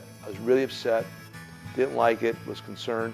So we got on the phone, we called, he said, we got to do something. So we started talking about it, and we talked about creating a project or whatever. And so it got to the point where Jay, my wife, said, hip, the Hazleton Integration Project. I said, boom, that's perfect. People were afraid to go downtown or to go outside, and there was actually fear. And so getting enough funds to, provide this community center was we knew that was something that we wanted to do and needed to do as soon as possible. We created a board, we created the Hazleton Integration Project with the goal of this, getting a center where kids could come to after school. And my thought was, if you got the kids together, the parents got to follow. My name is Bob Curry. I'm the founding president of the Hazleton Integration Project. And this is our home, the home of the Hazleton One Community Center. It's an old Catholic school building built in 1947, and we have repurposed that building, and it is now a community center, open 6 days a week, and all the city residents are welcome to join us here.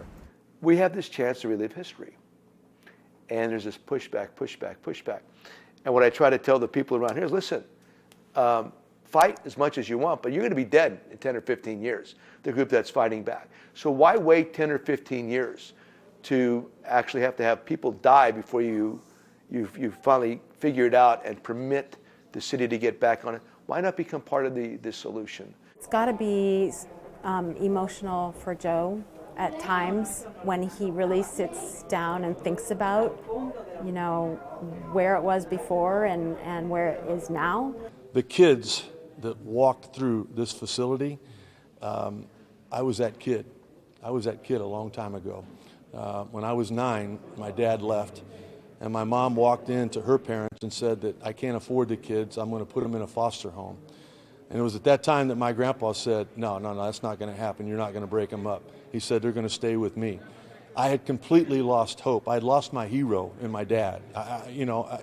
When you lose hope, you have absolutely nothing going for you. But all of a sudden, I'm living with my grandparents, and there's a baseball park across the street. A big sponsor put it in there for kids to play with. Had my grandpa not stepped up, had the sponsors not stepped up with that baseball field, there's no telling what would have happened in my life. It definitely wouldn't have ended up as a big league baseball player. And to me, when Joe talked about this to me in spring training, I begged him. I said, I want to be a part of that because I know exactly where those kids are right now. They're looking for hope, and that's what Joe Maddon's providing right here. We wanted to make a really big impact on bringing our entire community together. So the things we were looking to do, we wanted to involve children, and we thought there were 3 areas in particular that we wanted to engage children in healthy and wholesome activities. And those 3 areas were education, and for obvious reasons, education levels the playing field for all groups. The second is cultural activities. And of course, because we are involved with Joe Maddon, the third would be athletic activities. We need lots of classrooms. We need an area that has a stage. And of course, we need a gymnasium. We have a really bright, aggressive, interested group of folks running this place, and it's going to work. It is working, but it's going to take a little bit more time. Hazleton downtown is trying to revitalize. It's trying to come back. It's going to take a long time, but it's happening, and there's a lot of great people behind it. It's just to get everybody on board, and I don't just mean the people that were born and raised here. I mean people that are coming in to buy into Hazleton, because people that haven't been born and raised here have no idea how fabulous this place was. And it will be again, but it's just going to take some time. I do know what we're doing is beneficial to a community or communities. I do know that you got to rid the gang elements and getting kids off the street and having them to get back into more structured environments, whether it's school-wise, church-wise, whatever. They have to have something to hold on to on a daily basis that matters. He's in baseball. And Joe's job, and I think he does it fairly well, by the way, is to bring together all these different cultures into a single unified team, and that everybody has the opportunity to do their absolute best based on their own ability. Has nothing to do, who cares? Somebody hits a home run, nobody ever says, hey look, that Rizzo, he's an Italian kid, he hit a home run. I didn't grow up here, but I feel like I've grown up here. And we're going to keep getting better at this. I don't apply enough time I'm guilty of that. I don't necessarily have the time, but when I do, it's not just about writing a check. You got to be boots on the ground. You got to show up. You got to show people you care. And this is the best I can do from the time that I got. So we want to keep making this better.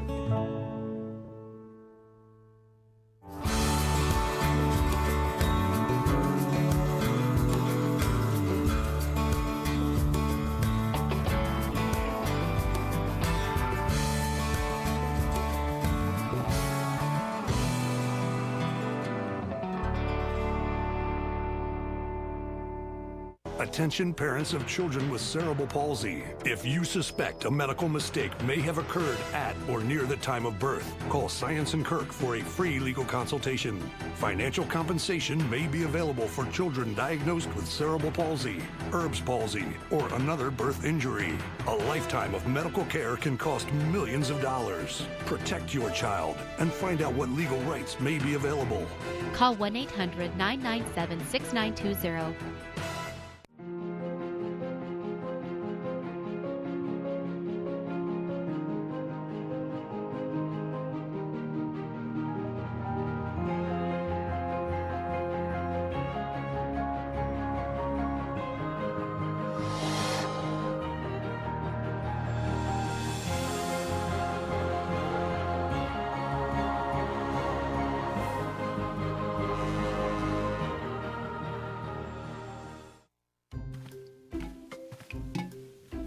Won't miss that. Won't miss that.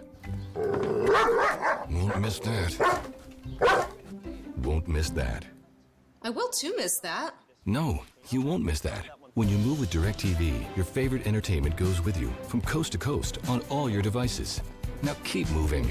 The DirecTV Movers deal, now with bundles and equipment upgrades too. Call and ask about all the benefits today. I'm Brett Seabrook, and you're watching CSN, home for your Chicago Blackhawks.